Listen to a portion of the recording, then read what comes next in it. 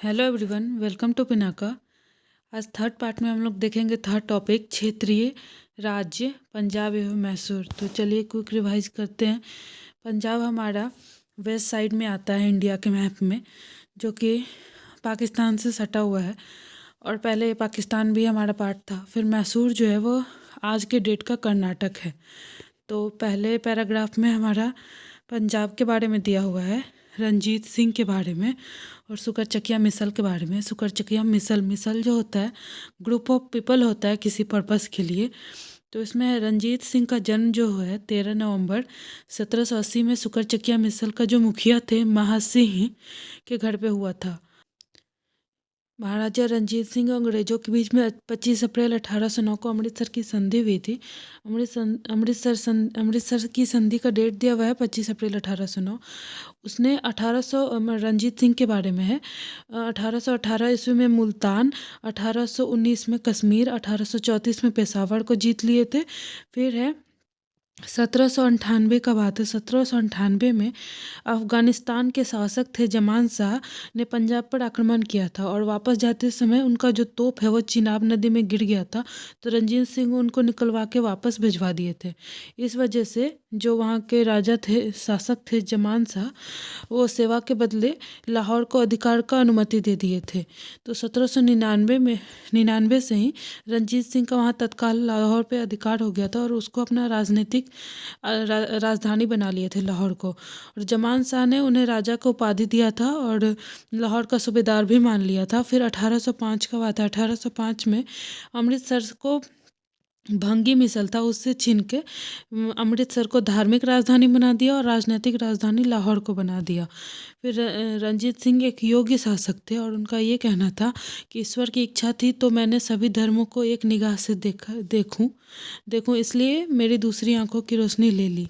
फिर है अफगान अमीर शाह सूजा रंजीत सिंह को कोहिनूर हीरा प्रदान करते हैं। कोहिनूर हीरा रंजीत सिंह को अफगान के अमीर शाह सूजा प्रदान करते हैं। फिर 1839 में 1839 में रंजीत सिंह की मृत्यु हो जाती है और उनका जो बेटा रहता है पुत्र खड़ग सिंह नाम रहता है उनका। तो वो अफीम का उसका आदत रहता है। तो इस वजह से उसका शासन अच्छा नहीं चल रहा होता और उसके शासन के दौरान में होता है दो विरोधी दल होते हैं। एक दल का नाम है संधावालिया सरदार और दूसरे का नाम है डोंगरा बंधु। तो संधावालिया सरदार में कुछ कुछ नाम है चैत सिंह, अतर सिंह, लहना सिंह तथा उनका भतीजा अजीत सिंह। और डोगरा बंधु में है ध्यान सिंह, गुलाब सिंह, सुचेत सिंह। तो ये दोनों के बीच में प्रतिद्वंदिता में अराजकता, मतलब अच्छा माहौल वहाँ नहीं रहता है और जिसका फ़ायदा अंग्रेज लोग उठाते हैं। चिलियांवाला का युद्ध होता है 13 जनवरी 1849 में और इस युद्ध में अंग्रेजी सेना के नेतृत्व जो है लॉर्ड गफ करते हैं, जो सिख सेना शेर सिंह के नेतृत्व में लड़ा जाता है ये चिलिया वाला युद्ध। और ये युद्ध अनिर्णित रहता है और इसके बाद जो है इस टाइम जो भारत का गवर्नर जनरल वो लॉर्ड डलहौजी रहता है। फिर आगे आता है महाराजा दलीप सिंह। ये सिख का अंतिम शासक रहता है, सिख साम्राज्य का दलीप सिंह।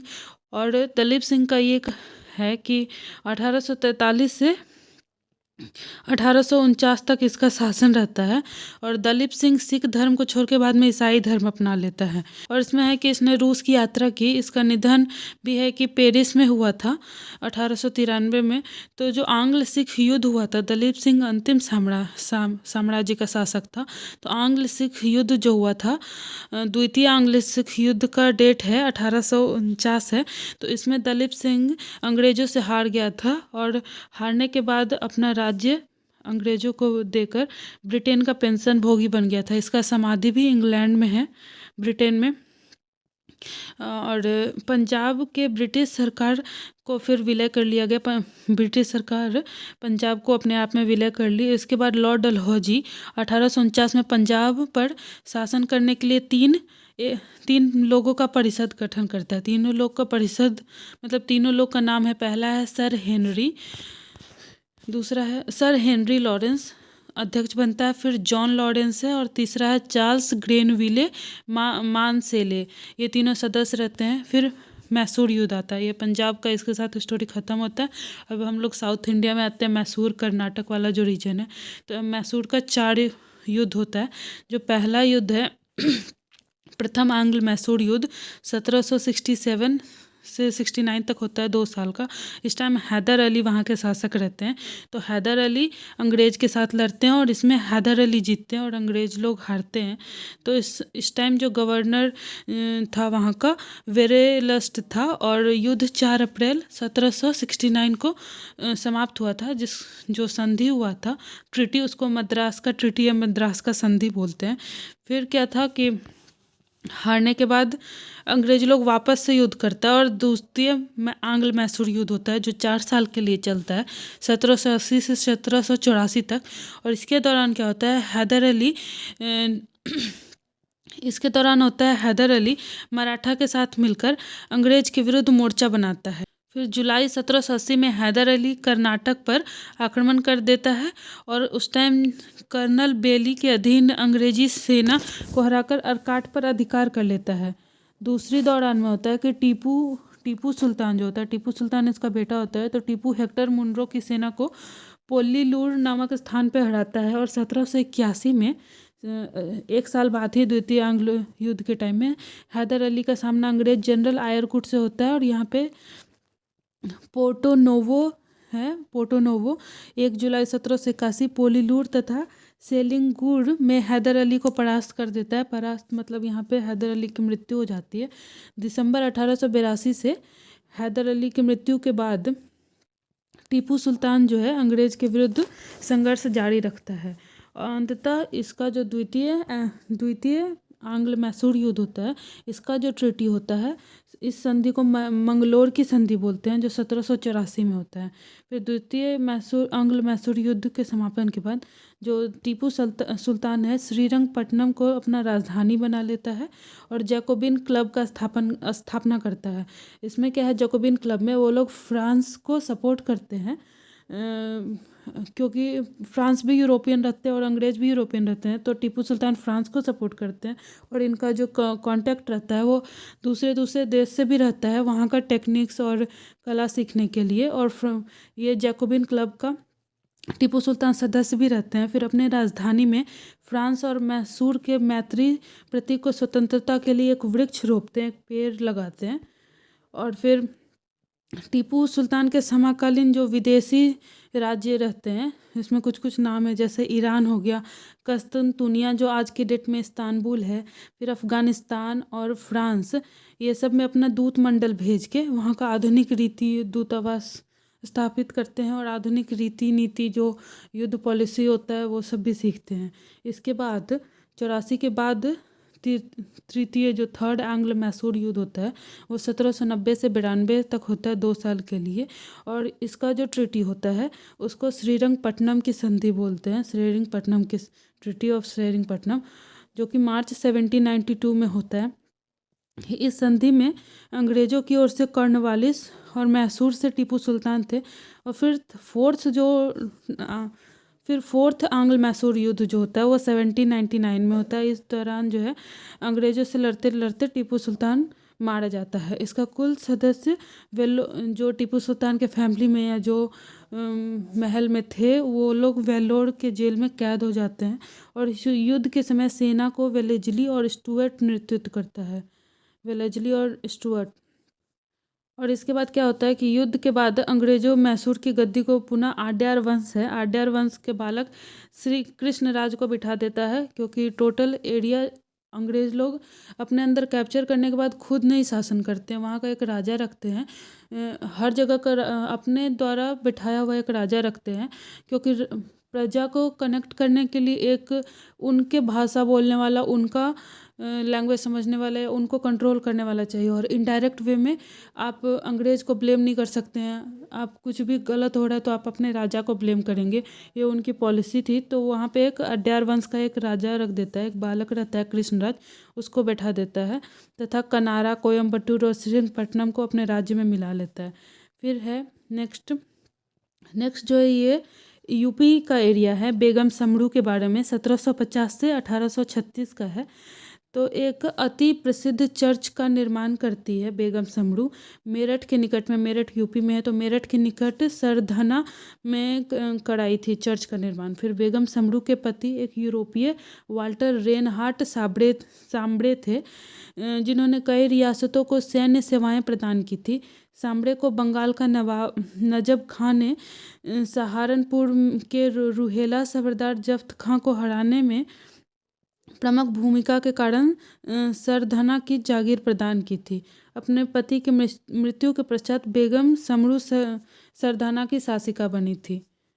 ये यहाँ पे ख़त्म होता है। इसके आगे क्वेश्चंस है रंजीत सिंह के बारे में, पंजाब से रिलेटेड। रंजीत सिंह राज्य में सम्मिलित था। रंजीत सिंह के राज्य में श्रीनगर सम्मिलित था। हाँ ठीक है, कब्जा किए था उन्होंने। रंजीत सिंह किस मिसल से संबंधित है? सुकरचकिया मिसल। महाराजा रंजीत सिंह की राज्य की राजधानी थी, राज्य की राजधानी तो 2 थी। अमृतसर जो है उनका धार्मिक था, लाहौर उनका पॉलिटिकल था। फिर है रंजीत सिंह ने सुप्रसिद्ध कोहिनूर हीरा प्राप्त किया था शाह सूजा से, अफगान के शाह सूजा से। नेक्स्ट है निम्नलिखित में से किसने कहा था कि ईश्वर की, ये तो महाराणा रंजीत सिंह ने ही कहा था, ईश्वर की इच्छा थी कि मैंने सब धर्मों को एक निगाह से देखूं, इसलिए उन्होंने मेरे दूसरी आंख की रोशनी छीन ली। उसके बाद महाराणा रंजीत सिंह के उत्तराधिकारी जो थे वो खड़ग सिंह थे, जो अफीम का नशा करते थे। सिख राज्य का अंतिम राज कौन था? वो दलीप सिंह थे, जो अंग्रेजों से हार के ब्रिटेन के पेंशन भोगी बन के रह गए थे। फिर है 8वां, पंजाब के पूर्व महाराजा दलीप सिंह के विषय में निम्नलिखित में से कौन सा कथन सत्य है? सत्य में 23 अक्टूबर 1893 में उनका निधन पेरिस में हुआ था, ये सच है। नासिक में उनकी अंत्येष्टि नहीं हुई थी, ब्रिटेन में हुई थी। और फिर है उन्होंने कभी भी सिख धर्म को नहीं, उन्होंने सिख धर्म को छोड़ के ईसाई धर्म अपना लिया था और वो रूस भी गए थे। सिख साम्राज्य का अंतिम शासक कौन था? दलीप सिंह था। पंजाब के विलय के पश्चात पंजाब पर शासन करने वाला 3 की परिषद का सदस्य नहीं था। सन HM एलियट नहीं था, जॉन लॉरेंस था, सन हेनरी लॉरेंस भी था, और ये रॉबर्ट मार्ट गोमरी नहीं था। ठीक है। नेक्स्ट, प्रथम आंग्ल मैसूर युद्ध 1769 कौन विजय हुआ था? तो हैदर अली विजय हुआ था फर्स्ट वाले में।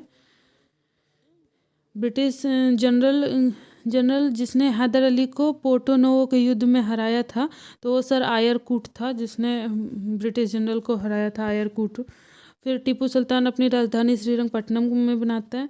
फिर निम्नलिखित भारतीय शासकों में से कौन था जिसने विदेशों में आधुनिक पद्धति का दूतावास स्थापित किया था? तो ये टीपू सुल्तान अपना दूतावास किया था। टीपू सुल्तान ने ब्रिटिश सेना को 1780 में हराया था, ये है पोलीलूर में। 1780 में सेकंड वाला वार हुआ था, तो उस टाइम पोलीलूर में। उसके बाद अंग्रेजों ने श्रीरंगपट्टनम की संधि के साथ की थी। श्रीरंगपट्टनम की संधि टीपू सुल्तान के साथ, जिसका राजधानी था। टीपू सुल्तान अंग्रेज के साथ युद्ध में कब मारे गए थे? तो 4th वाले में मारे गए थे, 1799 में। फिर निम्नलिखित में से कौन सा एक सुमेलित है? प्रथम आंग्ल मैसूर युद्ध हैदर अली पराजित नहीं हुआ था, पहला गलत है। द्वितीय आंग्ल मैसूर युद्ध में हैदर अली ने अंग्रेजों को पराजित किया था, ये भी गलत है, मारा गया था। तृतीय आंग्ल मैसूर युद्ध में टीपू सुल्तान ने युद्ध जीता और अपना भूभाग अंग्रेजों को नहीं दिया, ये भी गलत है। और चौथा है चतुर्थ आंग्ल मैसूर युद्ध टीपू पराजित किया गया और युद्ध के मध्य दिवंगत हुआ, ये सही है, डेथ हो गया था। उसके आगे है 90 नंबर, इलाहाबाद की संधि। इलाहाबाद का संधि जो है वो 1765 में हुआ था। मंगलौर का संधि जो है वो 1784 में हुआ था। किसी का ऑप्शन है 4-2 ये सी ऑप्शन होगा। सलबाई की संधि 1782 और मद्रास की संधि जो है मद्रास की संधि 1769, ये है। इलाहाबाद की संधि जो है शाह आलम द्वितीय के टाइम में हुआ था 1765, हम लोग पार्ट 2 में ही पढ़े हैं, 12 अगस्त 1765 में। उसका तो बेगम समरू ने एक अति प्रसिद्ध जो वो बनाया अति प्रसिद्ध चर्च का जो निर्माण कराया था, सरधना में निर्माण कराया था। नेक्स्ट है, निम्नलिखित कथनों में से कौन सा एक सही नहीं है?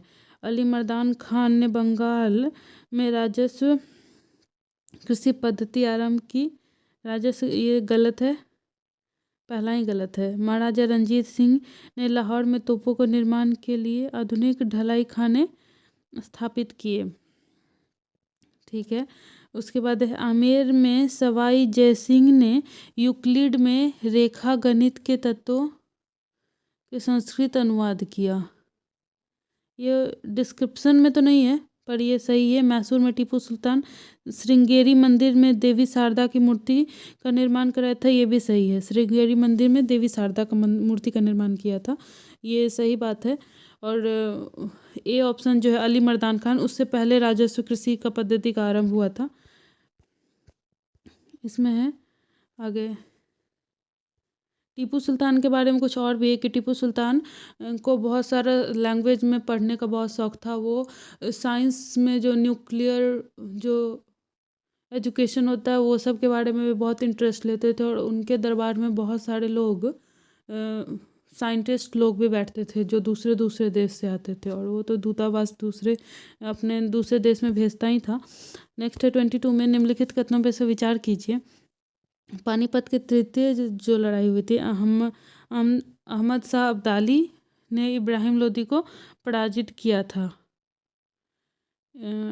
सेकंड है, तृतीय आंग्ल मैसूर युद्ध में टीपू सुल्तान की मृत्यु हुई थी, नहीं चतुर्थ में हुई थी, तो बी तो रॉन्ग है।